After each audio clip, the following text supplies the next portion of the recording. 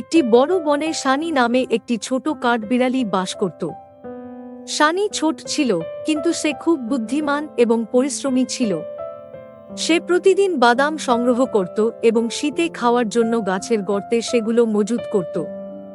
অন্য প্রাণীরা যখন খেলাধুলায় ব্যস্ত থাকত, সানি তখন পরিশ্রম করে বাদাম জমাত। একদিন রবি নামে একটি অলস খরগোশ সানিকে পরিশ্রম করতে দেখে বলল, তুমি এত পরিশ্রম করছো কেন, সানি?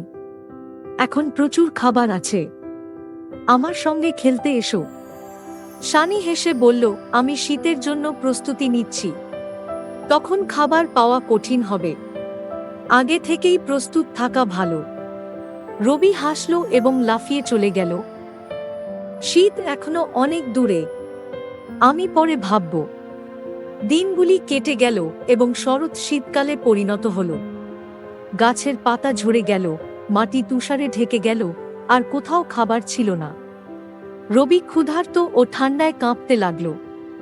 সে খাবারের জন্য অনেক খোঁজ করল, কিন্তু কিছুই পেল না। অবশেষে রবি সানিকে মনে করল।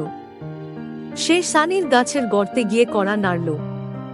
সানি, আমাকে সাহায্য করো, আমি খুব ক্ষুধার্ত ও ঠান্ডায় কাঁপছি, সে দুঃখের সঙ্গে বলল।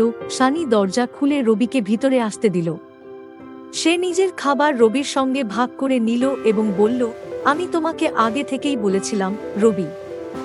আগে থেকে প্রস্তুত থাকা এবং কঠোর পরিশ্রম করা জরুরি। রবি লজ্জিত হল, কিন্তু কৃতজ্ঞতাও অনুভব করল। সে বুঝতে পারল যে সানির জ্ঞান ও পরিশ্রমই তাকে বাঁচিয়েছে।